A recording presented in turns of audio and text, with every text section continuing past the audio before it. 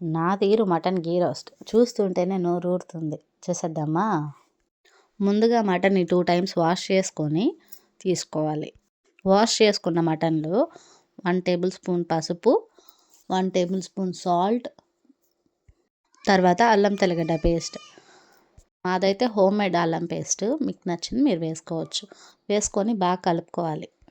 ముక్కలకంతా పసుపు ఉప్పు పట్టాక అందులో 1 టేబుల్ స్పూన్ నెయ్యి వేసుకోవాలి. గీ రోస్ట్ కదండి, సో గీ ఎక్కువగానే పడుతుంది. మీరు ఏ నెయ్యి వాడినా పర్వాలేదు. ఈ రెసిపీకి నెయ్యే అండి మెయిన్ టేస్ట్.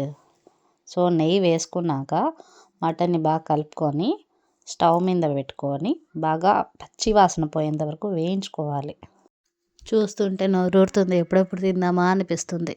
ఓపిక ఉండాలి కానీ చేసుకొని తింటే మాత్రం టేస్ట్ వేరే లెవెల్ ఉంటుంది. పచ్చి వాసన పోయేంత వరకు మెయిన్ వేయించుకోవాలి. వేయించుకున్నాక అందులో 300 ml వాటర్ తీసుకోవాలి. నేనైతే 1/2 kg మటన్ తీసుకున్నాను. మీరు ఎంత తీసుకుంటున్నారో వాటి కొలత ప్రకారం వాటర్ సాల్ట్ అన్నీ తీసుకోవచ్చు. ఒక 5 minutesలో మొత్తం పచ్చి వాసన అంతా పోతుంది.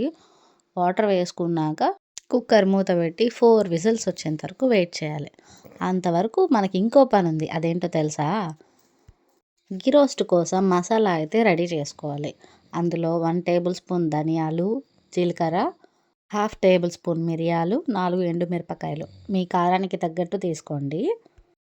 మంట లో ఫ్లేమ్లో పెట్టుకొని బాగా వేయించుకోవాలి. ధనియాల్లో ఉన్న అరోమా అంతా బయటికి రావాలి.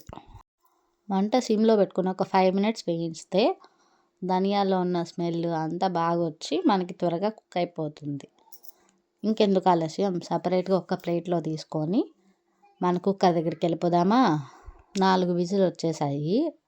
స్టవ్ ఆఫ్ చేసుకుని స్టీమ్ పోయే వరకు వెయిట్ చేయాలి. గీ రోస్ట్ కోసం మనం మసాలాలు వేయించుకున్నాం కదా, అవి చల్లారాక అందులో 4 వెల్లుల్లిపాయలు కొంచెం నీళ్లు వేసి మిక్సీ పట్టుకోవాలి.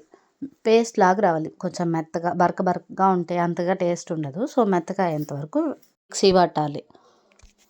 చూసారా, మనకి పేస్ట్గా రెడీ అయిపోయింది. సో దీని చేతితో మాత్రం అంటుకోకండి, ఎందుకంటే మిరపకాయలు వేసాం కదా, మంట వచ్చేస్తుంది.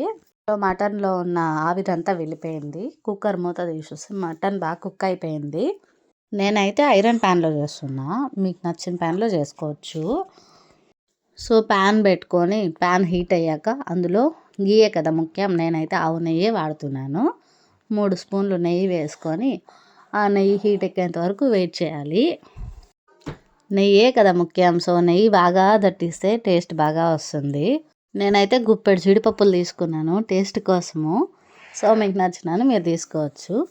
మంట లో ఫ్లేమ్లో పెట్టుకొని బాగా ఫ్రై చేసుకోవాలి. హై ఫ్లేమ్లో పెడితే పప్పులు మాడిపోతాయి, సరిగా వేగవు. సో లో ఫ్లేమ్లో పెట్టుకొని బాగా గోల్డెన్ కలర్ వచ్చేంత వరకు పప్పుల్ని వేయించుకోవాలి. వేయించుకున్న తర్వాత ఒక ప్లేట్లో తీసుకొని పక్కన పెట్టుకోవాలి. నాకైతే 50 secondsలో పప్పులు వేగిపోయాయి. మంట 80% హైలో పెట్టకండి, లోలో పెట్టుకొని ప్రాసెస్ అంతా చేయండి. పప్పులు సపరేట్గా తీసేసాక అందులో పచ్చిమిర్చి సన్నగా కట్ చేసుకున్న పచ్చిమిర్చిని 2 వేసి బాగా ఫ్రై చేసుకున్నాక మనం ఉడికించుకున్న మటన్ తీసుకోవాలి. నేను ఎంత తింటానో అంతే తీసుకున్నాను, ఎక్కువ తీసుకోలేదు. మటన్ బాగా లో ఫ్లేమ్లోనే పెట్టుకొని వేయించుకోవాలి. 80%లో హై ఫ్లేమ్లో పెట్టకండి, ఎందుకంటే అడుగంటుతుంది కానీ మనకి రెసిపీ సరిగా రాదు. ముందుగా మనం చేసి పెట్టుకున్నాం కదా ఇదివరకు మసాలా దినుసులన్నీ ఫ్రై చేసుకున్న పేస్ట్, అది ఒక 2 స్పూన్లు వేసుకొని బాగా ఫ్రై చేసుకోవాలి. ఒక 2 minutes వరకు ఫ్రై చేయండి సిమ్లో పెట్టుకొని. బాగా ఫ్రై అయ్యి మనకి గీ అంతా అంటే ఆయిల్ పైకి తేలాలి. మనం ఆయిల్ అయితే వేయలేదు. ఆయిల్ పైకి తేలాక అడుగంటుతుంది. ఆ ప్రాసెస్లో మనం మటన్ ఉడకబెట్టుకున్నప్పుడు మిగిలి ఉంటుంది కదా నీళ్ళు, సో ఆ నీళ్ళు వేసుకోవాలి. ఆ నీళ్ళు ఎవరు పడేయకండి, ఎందుకంటే అదే మంచిదంటారు. సో ఆ నీళ్ళు వేసుకొని బాగా కలుపుకొని ఒక 2 minutes కుక్ చేసుకోవాలి. ఇది మీడియం ఫ్లేమ్లో, హై టు మీడియంలో అడ్జస్ట్ చేసుకొని చేయాలి. ఏంటిది స్టార్టింగ్లో చూసిన మటన్ ఫ్రై లాగా లేదే అనుకుంటున్నారా? కొంచెం వెయిట్ చేయండి, మీకే తెలుస్తుంది. ఫ్లేమ్ హై టు మీడియం వరకు అడ్జస్ట్ చేస్తూ ఆయిల్ పైకి తేలేంత వరకు వెయిట్ చేస్తే మనకి ఆ వాటర్ అంతా ఎగిరిపోతుంది. 1 టేబుల్ స్పూన్ నెయ్యి వేసుకొని బాగా మిక్స్ చేసుకోవాలి.